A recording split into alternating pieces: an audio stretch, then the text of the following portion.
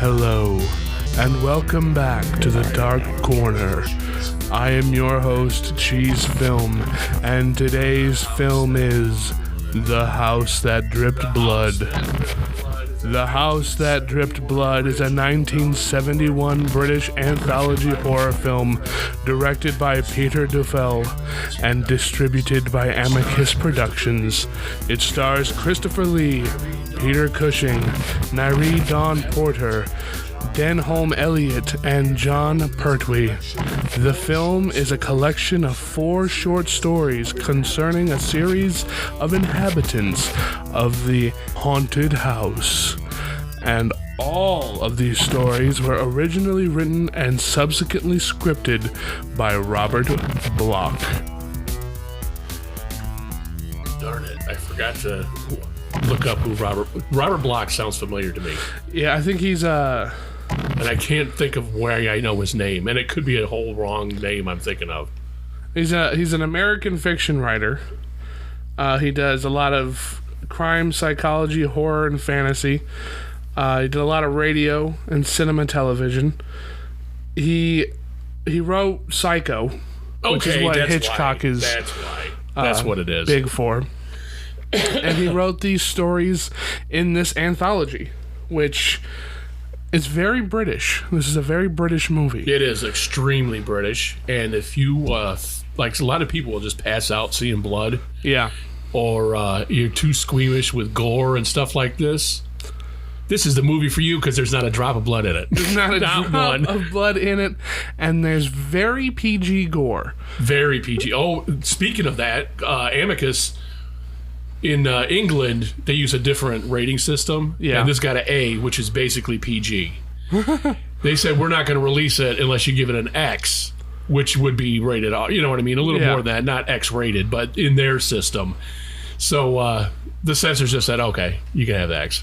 Wow. They did not want it to be a kid's movie. Like nowadays, PG-13 is the thing. Right. Because you can get a big audience and still kind of get away with stuff. Mm-hmm. But, yeah, they would not go for it. You know, and that's kind of funny because Amicus is it's like the Walmart brand of the Hammer horror. Yeah. Which is kind of the Walmart brand of the Universal horror. Yeah. Kind of. A little better than Walmart brand. But still. Yeah. It's the lower end. It's the lower end. They get the job done and whatever they have means to. And this, you know, they spent the money on the house. Yes, you know, and the actors. They did that. They got the actors. They spent their money on the house, so they focused hard on creating a movie around this house. Yeah, and I think it was a wise and a cool idea to do 4 different short stories. Yeah, instead of like a big spooky haunted house movie. It really illustrates that it's not the people, it's the house. Yeah. I think that's a cool idea. It is a cool idea, and they kind of, well, don't you know that this house is secret? And it's the guy, the realtor guy keeps talking about that, and they have to explain it at the end. The guy, he does addresses the camera directly and says, "Oh, this is why the house is like this," or not why. This is what the house does, because they don't say why. They don't give a reason.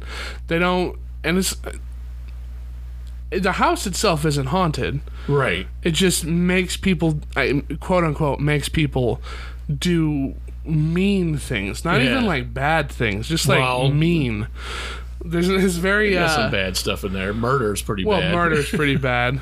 But like, it's not like ghosts or ghouls flying around. There's nothing like that. There's no blood, as previously mentioned. No blood. Every time somebody goes to take even a sip of alcohol, they put it right down. I didn't notice that. What do you know? Yeah, every time. I was like, oh, okay. So, because they have the decanter of scotch that everybody drinks from, but nobody actually gets to take a sip of the drink. I thought that was kind of funny. Yeah, there's a vampire story and there's no blood. There's a vampire story in here. There's a vampire story in here, and Christopher Lee isn't the vampire. That's the joke. Oh, is that the joke? Okay. John Pertwee, that character with Paul Henderson, starts listing off how modern horror movies are crap nowadays and they're not good like Frankenstein, the Hunchback of Notre Dame, and the Dracula. The Bela Lugosi Dracula, not the new guy. The new guy was Christopher Lee. I did not catch on to that. That's actually really, really fun. Because I laughed out loud at that part. Why would you have Christopher Lee in this movie, like, to subvert expectations? Maybe. You know? But that's a he's cool billed first, too. Commentary. He is billed first, and he's the third story. Yeah. And kind of not the focus of his story, either. He's the victim of his story. Yeah. Ironically. Yeah.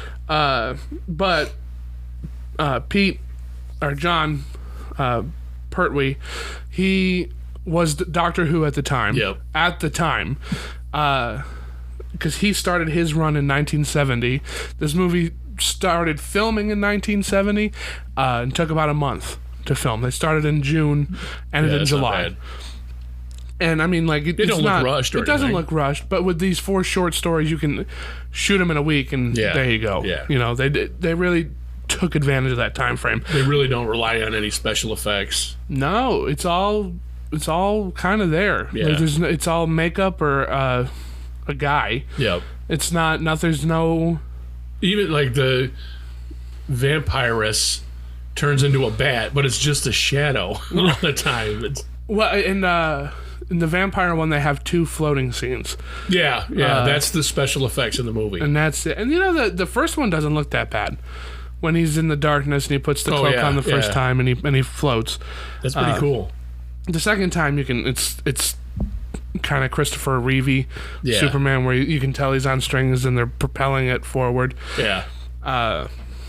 But it's not bad. It's not bad. And these stories are pretty interesting. They're quick. And they keep your attention for the whole thing. They do. They're kind of goosebumpsy, I thought. Yeah.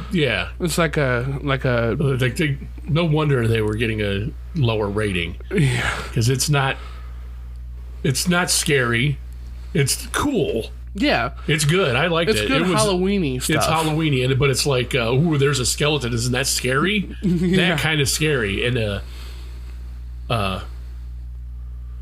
little twist. Here and that kind of stuff, and but it's definitely worth checking out. You know, they in our first story, our writer is writing in the study, and he's looking at the books that are on the bookshelf, and one of them is an Edgar Allan Poe, the complete works of Edgar Allan Poe. These kind of felt like they were Edgar Allan Poe. Yeah, they do kind of feel that. What I mean? They've got especially nowadays. Yeah, they've got a little twist at the end of like what the shocking horror thing is. Whether it's being strangled, getting your head cut off, the voodoo doll, and the vampire, like that's all. I mean, but they're done. They're interesting well stories, and they're well acted out. Speaking of books, though, not that at the time it meant anything, but now it does. Christopher Lee's character is reading a book. I wrote him down. John Reed. Yeah, he's reading a book at one point, and that book is Lord of the Rings. Oh, is he really reading that? That's his favorite book. I guess he wrote it every year. He wrote it at once a year. That's really cool. And then he goes on to play Saruman, right? Or Solomon, one of those, however they pronounce it. I always get Sauron and Saruman confused, but the wizard guy. Yeah. And I just thought that was awesome. A cool little now Easter it's egg. Awesome. It's not awesome then. It doesn't mean anything then. Well, yeah, back then he's just reading a book. Yeah. It's like, well, I've read The Lord of the Rings. Yeah, it's pretty cool. But then now, with it being such a big thing, like, it's a cool tie-in to like when a he would callback. Yeah, be in it in the future. Just a month to film, and then it's because it started in filming in summer of 70. It released August of 71. So they took their time editing this, and I think it's well edited. It kind of feels, I don't want to say TV edited. But well, like, nowadays you would think it. Yeah, like it's very almost sitcom-y edited, where it's got like it's like a 1 camera or 3 camera shoot kind of feel to it. And like you're in a set in that house, and it's all blocked really well, and it's like industry done. Like it's a good factory. This is how you do it. This is how it is. By the numbers. By the numbers. It's very by the numbers in terms of its filmmaking. But I do like how they use the house, and then they also use the environment around the house too. Yeah, they're not afraid to go film outside. Right. Get some shots in there. And I like how each one uses a lot of the same environments in very different ways. Yeah. I thought that was really cool. Very cool. Like when you first see Dominic on the pond. Yes. The Strangler. And he comes back in that was Christopher Lee's one. It was a good one. No, I mean that shot where he's in the pond and he picks up the paper. Yeah, that was cool. You know, and it's also really cool how they made it feel like he was seeing that. Yes, and it was all in his head. Yeah. They do a lot of that stuff in the Corman Poe stuff, where they're trying to convince, it's usually Vincent Price, that he's going crazy, that he's seeing things, but actually it's his adulterous wife and some guy. And I think that's kind of cool that they harken back to stuff like that, because Corman once said that the haunted house is a monster too. Yeah, and people don't utilize that. It's got to be a character. And I think this one has good character too. Even though we don't see a lot of it, it feels like we do, because each time each person is in it, it gives a different feel to it. Right. Like the house is adjusting to that person. Better lit. Like the first one is dark. It's very dark, very gothic looking. And not the vampire one, the witch one, it's at night a lot. It's dark, but the other ones are so well lit. The Peter Cushing one especially looks like it's strictly filmed in the daytime. Yeah. And I think that was a great idea, because it's going to juxtapose the two other ones that are bookending it. Right. Which I think is a great idea. It was especially, like, you know, Amicus gets that reputation of being cheap and you know, they only make B movies, but like that thought is a really good thought to put in. Yeah. Yeah, and again, you said Christopher Lee's got top billing. You'd think his story would be first, but if you know you got two darker lit stories, you got to cut them up. Yeah. And they did a good job with that. And you keep people in the seats by we haven't seen him yet. You mentioned Vincent Price. He was supposed to be in this, but he had a contract with Universal. He couldn't get out of it. Do you know which one he was going to be in? No, they didn't say that, but it just said Vincent Price was. They got Christopher Lee because Vincent Price couldn't do it. Okay. That's kind of cool. That is cool. That is cool. And he would be great in it. Not to rip on the man, but he would have done really, really well with this. Sure. Because this is his specialty. Yeah. Is these kind of movies. Because Peter Cushing does a lot of these. He absolutely cheesy does. ones too, and he does really, really well in them too. Yeah. Oh man, what's the guy's name in the first story? He's in Daniel the Last Elliott. Crusade. Yeah. They got four pretty big he's in names. Raiders of the Lost Ark too. Yeah, he's the professor at Harvard, the college, or wherever they go. They got four pretty big names of the time too to be in this movie, and. None of them overshadow another one. None of them are trying to stick they don't upstage each other. It's like they're all working together without working together. Yeah, here's something that you mentioned the other movies people were in, because I'm like, who is that guy? The guy that plays Neville, who's Peter Cushing's friend, who comes there. I'm like, who is that guy? A lot of hair lost later. He's actually the Soviet representative in The Hunt for Red October. No, really? Yeah, and I'm like, why do I know that guy's face? I don't remember ever seeing him in anything else.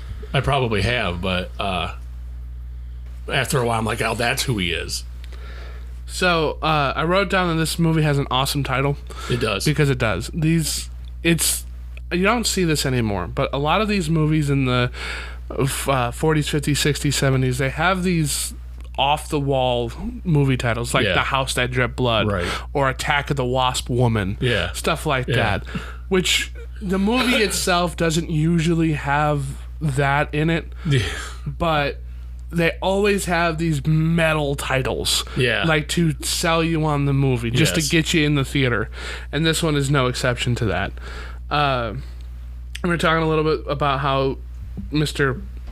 Doctor Who was in this, and I think that's really cool that he was able to do that, I'm not sure how the BBC works, but if you're scripted into a series like that, and it was big at this time too, they haven't gone downhill yet, to be able to do just a quick shoot for this low budget horror movie. Their downtime. Yeah, he just went off and did it. And that's really cool. Hiatus. Talked about all that. Hiatus during their season. That's what I was thinking of. Yeah. So in vignette number 1, we see a lot of psychological tricks being played. Nothing supernatural. It's psychological. People. And it's cool that they broke. And we've said this before. It's cool that they broke it up into different stories that don't try to do what the last one did. Like this one is psychological. It's a psychological horror mini, and it does it really well in uses of lighting, camera tricks, and how the actors in the shots are acting to the drama that's going around. Like when he's sitting in the chair, he's like, oh my god, he's sitting right there, and she walks over to the chair and it's empty. He's like, well, didn't you see him move over there? We're supposed to think that he is going crazy. Yeah, they did it pretty good. You were kind of guessing throughout the whole thing. Yeah, is this a Jekyll and Hyde thing? Yeah, because there's a point where when he attacks her and he's like, it was you you did this, and like you're kind of like, well, is it him? Right. And you're convinced that, oh, okay, he's going nuts with his character, right, in the story he's writing. And because he sees him for the first time out the window, and he draws him, and he doesn't question that at all. Right. So you kind of already get the feeling that maybe he is just a little unhinged. Yeah. And this is just the tipping point, and then it's revealed that he's not unhinged. Nope. And that this actor, who's not a well actor, is playing the part of his inner demon too well, and it goes to his head, and he ends up that's pretty cool, strangling everybody. Yeah. That was awesome. I also like the what's it called? Like the middle ground in between each one of these stuff. The wraparound story. Yeah, with the detectives. Yeah. I think that's a great way to transition from each one of these. Yeah, because the Doctor Who guys went missing, and supposedly. That's why they're looking for him. That's the whole thing. It is kind of a play on Dr. Jekyll and Mr. Hyde, a little bit. Yeah, kind of. Because you're except Mr. Hyde isn't you. It isn't. Yeah. So you think you're dealing with a Dr. Jekyll, Mr. Hyde up until the reveal, but even then, the actor who kind of went crazy, it's the evil of man. Yeah. Inside of him. It was his Dr. Jekyll. Yeah. And Mr. Hyde. It's just a different perspective. I also like how they made him kind of look like Mr. Hyde looks. Yeah. Very dirty, the big ugly teeth, the bowl cut kind of thing. When he takes the teeth out of his mouth and the long spit. But they did not do retakes in this. It was one and done. It's also kind of funny that in these movies, with these old Gothic movies, an adulterous wife is a running motif. Yeah. I find that to be a little interesting. It's Why a is Edgar that? Allan Poe kind of thing, too. Yeah, like it's so common.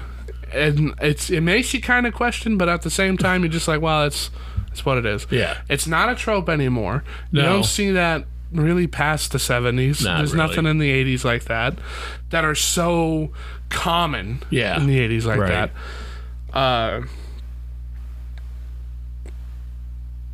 And they kind of foreshadowed Dominic's turn on the wife when he's strangling her in the kitchen. Yeah, it kind of foreshadows the fact that he's going to do it again. I think that's a really, really well put together story from start to finish. It has some callbacks to itself, and it's only like 30 minutes, 15, 24. It's very long. It's not. None of them are very long. They get right to the point. They do, and they don't dilly-dally. They're just, it's a good compact story. Yeah. Each one of these would be fine on its own. Sure. As the length they are, you can't really stretch them out any more than how they have been written. You wouldn't want to do that. You wouldn't. And none of them feel like they should be. Yeah. And they're all good. It would be a slasher movie then. Well, not the witch or the vampire one, but the first two, because the Peter Cushing one with the guy who makes his wife a wax statue thing, and if he had more victims, or the Strangler in the first one had more victims, right. It's funny you bring that up. So the Waxworks Museum killer, I'm going to say, because it's kind of implied that he some of these people in his Waxworks Museum are people he's murdered. There's a movie with Vincent Price called House of Wax. Where that's what he does. He murders people and then encases them in wax and puts them on display. Yeah, I've never seen that one, but I saw the remake one. And the remake one, and it's funny because the House of Wax with Vincent Price was one of the first 3D movies. Oh yeah, that's right. It was 3D, and it's kind of. I would love to talk about that movie because there's a intermission part where it's like a carnival barker and he's like hitting the paddle ball at the camera, and you can tell that was the gimmick because none of the rest of the movie has anything to do with 3D at all. But even that one was a remake of a different movie. That's not the first one. I think the first one is called Waxworks or Museum of Wax, something like that, where he's making people into the wax. And it's cool that it's coming up here too, and then it would be remade again. Yeah. In the 2000s when they were remaking everything. Poorly. Unfortunately. Yeah. I think it's kind of cool that he decapitates him. Yes. And it's the head on the platter. Yeah. So who was the guy that went in there before? Right. And it's the cycle that it's it's like a bear trap, It's like you want it and you're done. I don't think the woman Peter Cushing was looking at in the picture looks anything like the picture. They're the wax lady, yeah, with her square jaw. Yeah, that guy's not a good waxworks guy. And I kind of wonder why they didn't. If it's supposed to be the same person, it is. Oh yeah, right. You know what I mean? Yeah, maybe it's not, but well, how could it be? Yeah, but they have a conversation because he's looking at this picture of a woman. This doesn't go anywhere. No, and then they have a conversation. Well, that was a long time ago, kind of thing, and that's it. She just happens to resemble the wax lady. It's just that's weird. Yeah, he and his friend apparently had some sort of falling out because of her. And she just so happens to kind of look like this wax lady, and it cost you your head. And it really did. Yeah. I like how the wax guy stands with his wax figures. Yeah, he's not in like the front. He's one of them. Yeah, like this is where he belongs, because everybody in this room is a murderer. He's in there too. Right. It's a little nod, kind of like, again, a Goosebumps story, that he is a murderer and that things in this room probably were victims. I also really like just how it's like a navy blue kind of look to it in the wax museum. It's not black, but it's cold. Yeah. It's dark. It's like damp looking. Yeah, and I think that's a good idea. Because it's 2 steps away from being covered in cobwebs. Yep. There's no lights or anything in there, just darkness and a bunch of monsters. They had the Jekyll and Hyde thing in the first one. They got a wolf man in this one, and Dracula, which I thought was kind of a fun little play. Yeah. But this one, I liked this one. I think this one was a cool little. It was cool. One shot. Yeah. With a good villainy sympathetic villain. Where's this going? Right. How is it going to get there? Is Peter Cushing going to be the killer? Is he going to kill the other guy and take his place or whatever? You wonder what the hell's going on. But the third one was my favorite one. The third one with the witch. Yeah. The witch child, who they don't really give a whole lot of explanation to. No, just her mom was a witch. And that's it. Yeah. It's a hereditary kind of thing. Yeah. And like the little nods, like she's afraid of fire. Yeah. Because like she doesn't know she's a witch or all that. It's pretty cool. But it looks like at the beginning, Christopher Lee's just a jerk. Right. And he even says, then he starts leading to, well, sometime I'll tell you why this has to be like this. And then you find out, and it's too late for him. It is. And like he's like, well, I don't want her playing with other kids. Yeah. Because you can either start a coven that way or hurt somebody. Hurt people. So it's a cool little mislead. It is very good. That ends up with a pretty interesting death. Yeah. Because you don't see what's actually happening. No, you just hear it. You hear it and you watch it with the doll, the wax doll. Yeah. As it melts over the fire. Because you can only imagine what's going on up there. Right. Because you hear him screaming. The power goes out and he freaks out. Where's the rest of the candles? Yeah. He didn't put a lot of effort into finding them.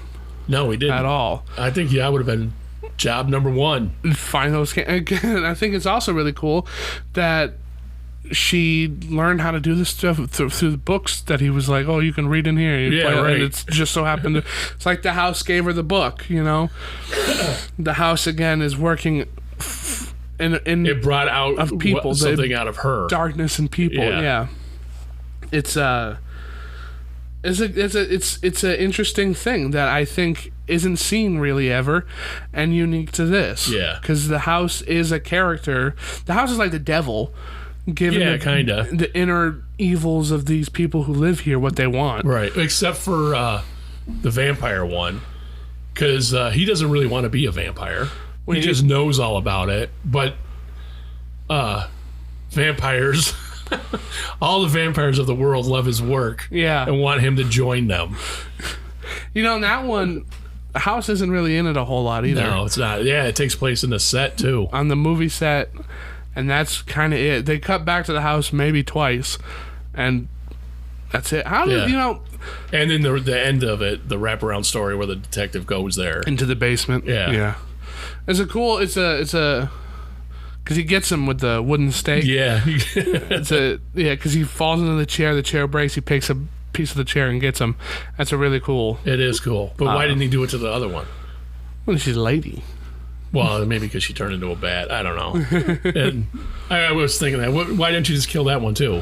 Yeah, why not? It's a vampire. Right. It's very clearly a vampire. Even if you don't believe it, it's... You just saw her turn into a bat. Yeah. Stop it. And with the vampire story too, I like how instantly putting on the cloak worked. Yeah. So you put on the cloak, you're not in the mirror anymore. Right. At all.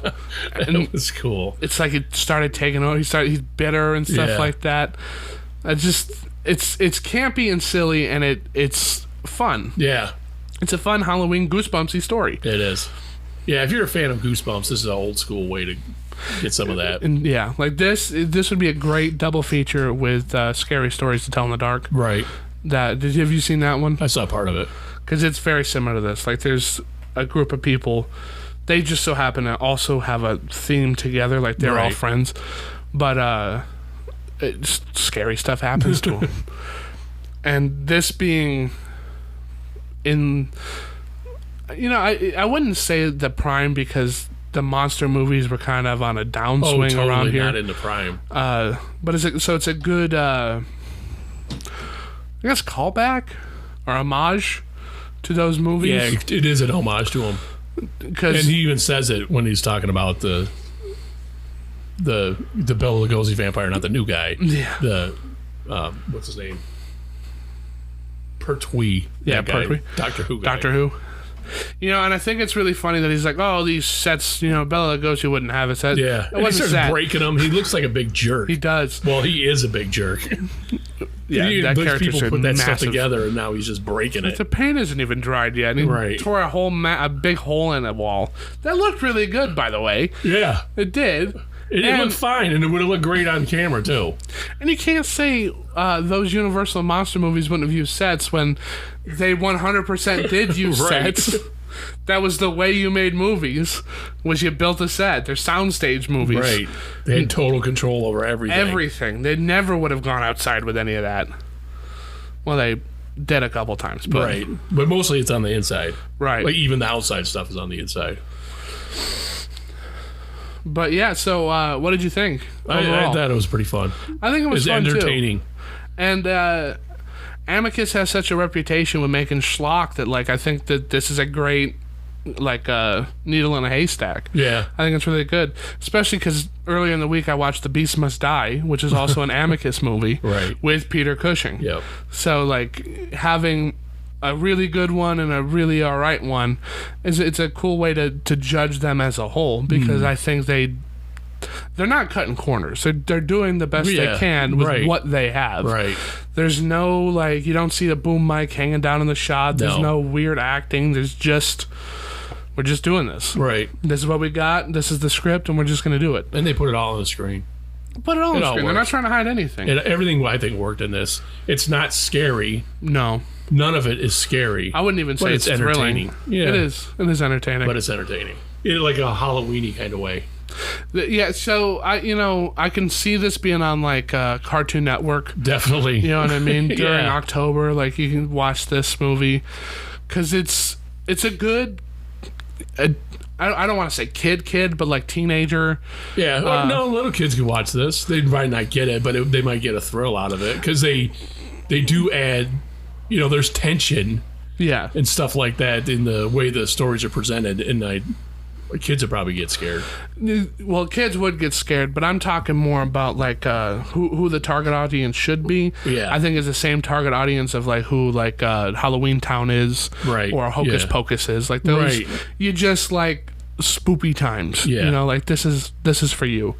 And you've got a lot of great cast in it. A lot of good names tied to this, and they don't ham it up or phone it in. Yep. None of that. They're giving their best performance for the work that they have, and it helps the production tremendously. Yeah, especially Peter Cushing. Well, I guess because he's kind of morose during it, but his wife was dying while he tried to get out of it. Yeah, and they wouldn't let him out of his contract, so he showed up and he did his work. Acted it, and then she died like right after it came out.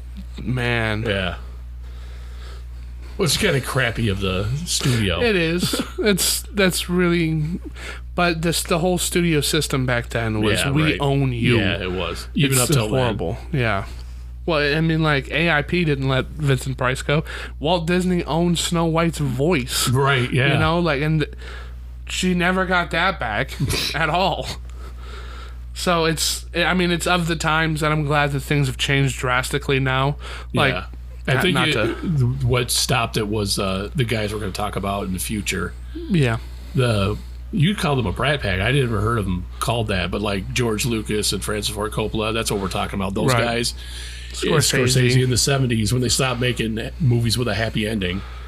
That weren't horror movies. They were they're like drama movies. They didn't end well. The Those rise guys of the gangster really, movie. Yeah, the gangster movie. Well, the re-rise. Because there was a big there was that stuff in the boom in the 30s. But those guys, I think they totally broke that. Yeah, and good. Well, because they're not going to do that. They're film school friends. Yeah, who make movies with their friends, so they're not going to. Well, you're not going to do that. You go with your wife. You're good. They're not going to do that, and it's pretty revolutionary how they changed the film industry too. It is, because that's for another time. That is for another time. Well, just because that the film, the studio system was in such a specific way for so long. Yeah, they had absolute control over everything, including your outside of the studio life, everything. Mm-hmm. And they kind of still do that a little bit now, but then it was Disney a big deal. Disney still does that hard. I don't think a lot, because like Zack Snyder had that problem back when he was filming Justice League, that they let him go. Oh yeah, be with his wife. And look what. Well, that was kind of a mistake. Hate it. Yeah, I don't mind it. I prefer the Snyder cut. Oh hell yeah, it's so much better. Oh hell yeah, except I don't like the aspect ratio, but. The other one was fine. Yeah, it's a decent. I like to look at colorful, pretty things, and that's what that was. Yeah. But Disney does it. Disney does it hard. If you are in a Disney movie or in a Disney contract for at least 4 to 6 years, that's what you're doing. Yeah. You're signing up for 3 movies and you have to maintain a certain attitude and look and all this stuff. It's kind of really bad. Yeah.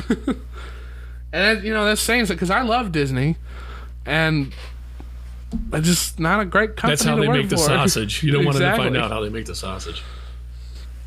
Yeah, I don't give look this a thumbs up. don't look behind the red curtain. Yeah. Green. Yeah, The green curtain at the Emerald City. The Wizard of Oz.